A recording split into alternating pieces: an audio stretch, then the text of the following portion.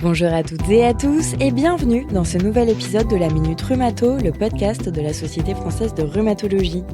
Aujourd'hui, nous allons explorer une technique innovante qui suscite beaucoup d'intérêt, notamment dans le domaine des douleurs chroniques, la stimulation magnétique transcrânienne ou SMT.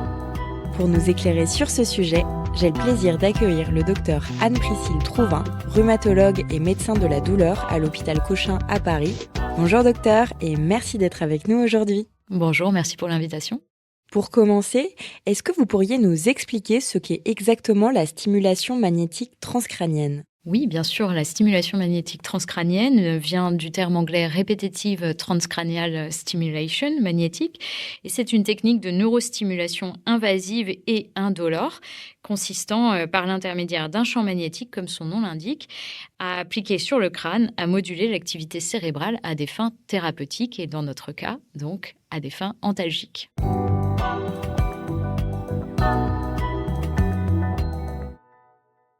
Merci pour ces explications. Effectivement, c'est fascinant de voir comment la technologie peut interagir avec notre cerveau.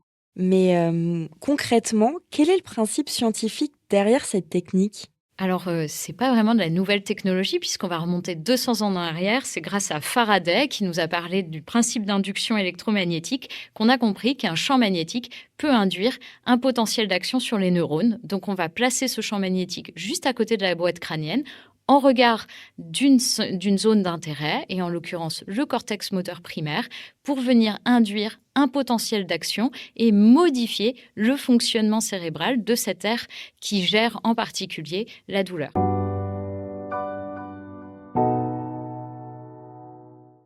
On comprend mieux maintenant. Quelles sont actuellement les indications médicales validées pour la stimulation magnétique transcrânienne ? Alors, à ce jour, il y a une seule vraiment application médicale validée au sens international des publications et même des algorithmes de prise en charge, c'est dans la douleur neuropathique.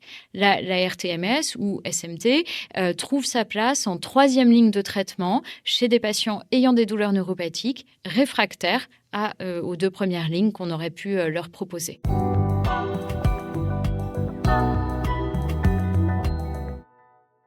Ce champ semble vraiment en plein essor, mais parlons maintenant de rhumatologie.